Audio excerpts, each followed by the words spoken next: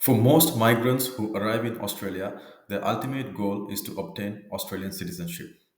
As a migrant myself, I understand how important a visa, permanent residency, and Australian citizenship is for a migrant. Although I obtained Australian citizenship a long time back, the memories and the emotions of that day are still fresh. So, in this video, let's look at the eligibility requirements to obtain Australian citizenship by conferral. So, this pathway is available for permanent residents, including New Zealand special category visa holders. Let's look at the eligibility requirements. To apply, you need to be a permanent resident or a holder of a subclass 444 visa. You must also meet the residence requirements. So, when calculating the residence requirement, the department will consider the length of time you have already lived in Australia. There are certain exemptions, but usually this is the case. When you apply, you must have been living in Australia on a valid visa for 4 years immediately before the day you apply. Hold a permanent visa or SCV for the last 12 months immediately before the day you apply, and not have been absent from Australia for more than 12 months in total in the past 4 years, including no more than 90 days in total in 12 months immediately before applying. So you have to pay close attention to these dates and the time you have spent in Australia before you apply for Australian citizenship, because if not, you risk a refusal. How do they calculate your permanent residency? The residency starts on the date you were granted a permanent visa when you were in Australia, or you first entered Australia on a permanent visa. Because there are offshore skill migrants, for example, they some of them get permanent residency even before they come to Australia. So they come to Australia on a permanent visa. So this is for people who got permanent residency in Australia or they first entered Australia on a permanent visa. New Zealand subclass 444 visa holders. For citizenship purposes, you are eligible to apply for Australian citizenship from the 1st of July 2023 if you were granted a SCV before the 1st of July 2022, as we consider you to be a permanent resident from 1st July 2022. So there are a number of criteria set out for subclass 444 visa holders. I will not go into that detail here. Exemptions and special circumstances. So you do not need to meet the residence requirement if you are under 16 years old. You were born to a former Australian citizen who lost their citizenship before 4th of April 2002. You were born in Papua before 16 September 1975, and one of your parents were born in Australia and was Australian citizen when you were born. So these are special circumstances, but for most people this wouldn't apply, but for certain cases, yes. Character requirements. Obviously, you must be of good character if you're 18 years or over when you apply for citizenship. So, what is good character? Good character is you uphold and obey the laws in Australia, meet the other commitments made through the citizenship pledge. You have to have knowledge of Australia. If you were someone who have been living for at least 4 years in Australia, you might know what how Australia is and how the system works.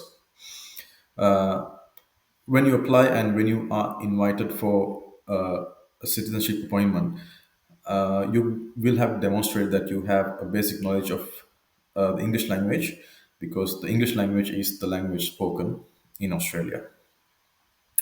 If you score 75% or more on your citizenship test and answer all 5 questions on Australian values correctly, then you meet the knowledge requirement. So that is the knowledge requirement. What is the language requirement? You need to have basic knowledge of English to become an Australian citizen. Obviously, that is because of it's the national language. So I mentioned the citizenship test pass score, and you also need to demonstrate that you have close and continuing links to Australia. So, what are the circumstances that the department cannot approve your application? So, circumstances include that they cannot verify your identity. So, if you are a person with previous names, or you have two identities, two identity documents, it is important that you have one identity document to be used throughout Australia. It's a very important criteria. We have come across such applications where they need to demonstrate. They'll go into detail, such as uh, the name on your driver's license, for example, should match exactly as the name of your passport. Now, I know certain organizations like in Victoria here, Vic Roads, for example, they abbreviate your name, but the department will require you to have the full name as per passport on your driver's license as well. So one identity document across Australia. So one name across Australia. Criminal offences. You cannot have criminal offences. When proceeding for offences against Australia are pending, if you have pending cases, less than 2 years, you will release from prison after serving a sentence of 12 months or more, or 10 years if you are a repeat offender. So if you have criminal offences, it doesn't mean that you cannot obtain Australian citizenship. It's always good to get your profile checked. Sometimes you might be eligible, sometimes you might not. So you're a risk to national security. That is going to be a problem. A former citizen. We must not approve your citizenship application if you cease to be an Australian citizen in the past 12 months. Very important.